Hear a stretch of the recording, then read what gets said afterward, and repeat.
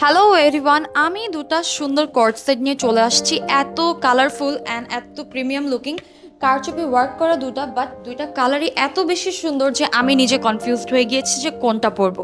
So আমি দুটো ড্রেসই আপনাদেরকে সুন্দর করে স্টাইল করে দেখাবো একদম ডিফারেন্ট ওয়েতে। আপনারা আমাকে কমেন্ট করে বলবেন কোন ড্রেসটিতে আমাকে বেশি মানিয়েছে। ওকে, সো গাইজ আমি ফার্স্ট ড্রেসটা পরে চলে এসেছি, অনেক সুন্দর। তো আমি হাতের এই পার্লের সাথে ম্যাচ করে এই পার্ল ইয়াররিংটা নিয়ে চলে আসছি। আমি আমার অ্যাক্সেসরি খুব মিনিমাল রাখার ট্রাই করেছি যাতে আমার ফোকাসটা মেইনলি ড্রেসের মধ্যেই থাকে। খুব মডেস্ট ওয়েতে কিন্তু আমি পরে চলে আসছি। ড্রেসটা জাস্ট দেখো, নেক পোর্শনে এত সুন্দর কারচুপি ওয়ার্ক করা আছে, অনেক প্রিটি। আমি একদম 360 অ্যাঙ্গেলে আপনাদেরকে দেখিয়ে দিই।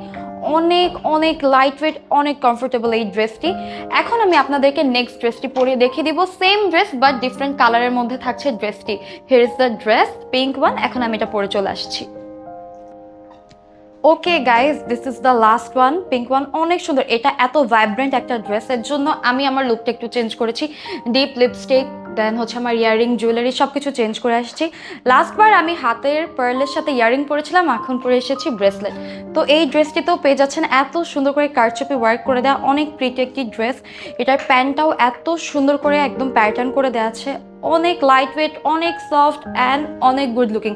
আপনার ইউনিভার্সিটি হোক, অফিস অথবা রেগুলার হ্যাং আউটের জন্য এটা কিন্তু একদম বেস্ট একটি চয়েস।